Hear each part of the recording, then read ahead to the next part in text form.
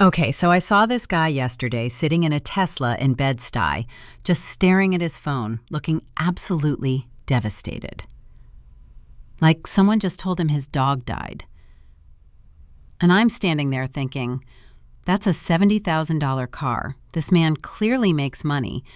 Why does he look like he wants to drive it into the ocean? And that's when it clicked for me. Making money and actually having wealth are two completely different things. You can pull in six figures and be broke. You can lease a Range Rover and have $19 in checking. I know this because I was that person, not the Tesla person. I drive a 2019 Honda Civic that makes this demonic grinding sound when I turn left. But the part where you look fine on the outside while internally you're drowning in debt and pretending everything's great, yeah, that was me. So we're going to talk about building actual wealth in 5 years. Not the fake kind where you're leasing everything and hoping no one asks questions.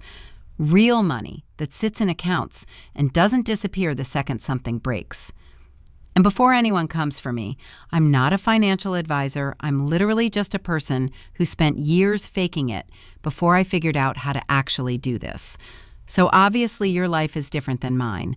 But I'm going to tell you what worked because 5 years sounds like forever until you're on the other side of it going, wait, what just happened? First, you have to get uncomfortably honest about where you actually are right now. And I mean uncomfortable. Open the apps you've been avoiding. Check the credit card balance you don't look at. Add up the student loans, all of it. Write it down. I did this in January with a bottle of wine and a Google sheet, and I genuinely cried. Because the number was so much worse than I thought. My Amex was at $18,000. 18. I had been telling myself it was like 12, maybe 13 tops. Nope.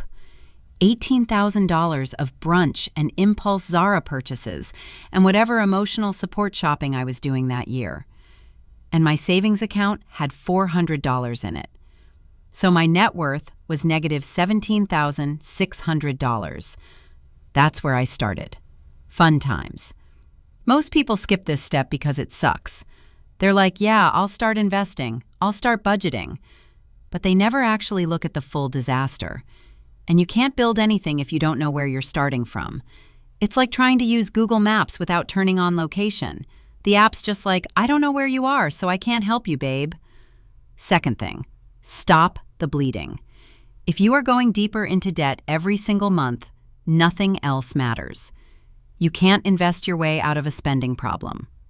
I know that sounds obvious, but I see people on TikTok talking about maxing out their Roth IRA while they're sitting on credit card debt at 22% interest.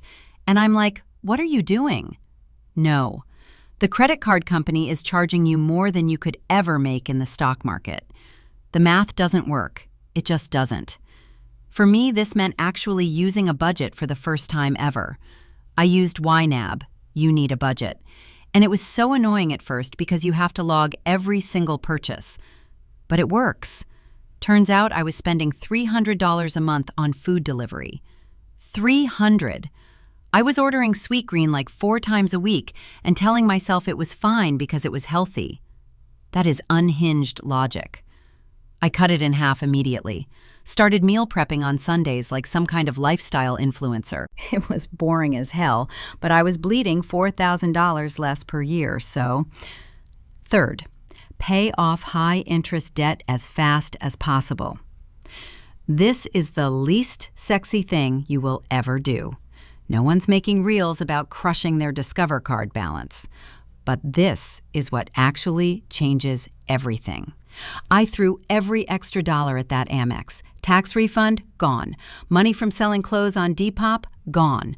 The $50 my mom sent me for my birthday, straight to the credit card. It took 14 months to pay off $18,000, and it was genuinely the most boring year and a half of my life. But now, that $400 minimum payment I was making every month, that's mine now. That's money I get to invest. You cannot build wealth while you're paying a bank $400 a month for the privilege of having borrowed your own money last year. You just can't. Fourth, emergency fund before anything else. I know you want to start investing.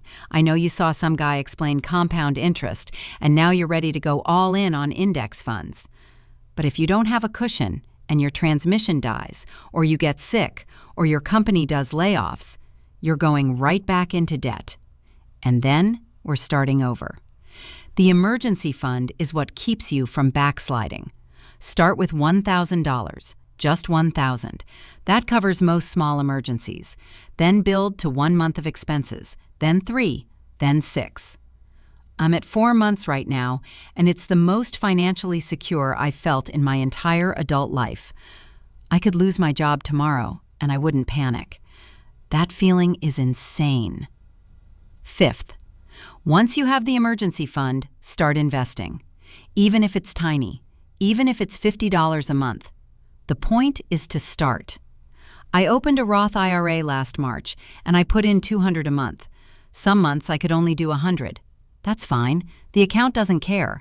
I buy a target date fund because I don't have the time or energy to pick individual stocks, and honestly, most people who think they're good at that are wrong. The target date fund does it for me. It adjusts as I get older. I literally don't think about it. And in 5 years, that money's going to grow, not because I'm a genius, just because I kept putting money in and the market does its thing. Sixth, increase your income if you can. I know that sounds like duh, obviously, Sophia, but I mean it. You can only cut expenses so far. Eventually, you need more money coming in.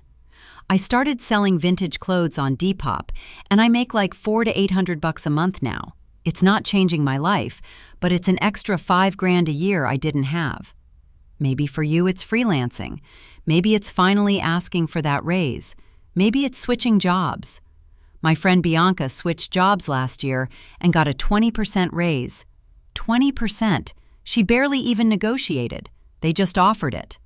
Sometimes you're being underpaid and you don't even realize it because you've been there too long. Here's the thing though. 5 years from now, you're going to be 5 years older, no matter what. Whether you start this today or not, that's the part no one talks about. The time passes anyway. You can be 28 with $18,000 in credit card debt, or you can be 33 with no debt, an emergency fund, and investments that are actually growing. Same amount of time, completely different life. I'm not going to sit here and say it's easy because it's not. There were months I wanted to quit. There were Friday nights I watched my friends go out, and I stayed home because I literally couldn't afford it, and I felt like I was wasting my 20s. But I'm on the other side now, and I have actual options. Real ones. And that feeling is worth every single boring Sunday I spent meal prepping chicken instead of getting bottomless mimosas. You can do this. For real. Start today.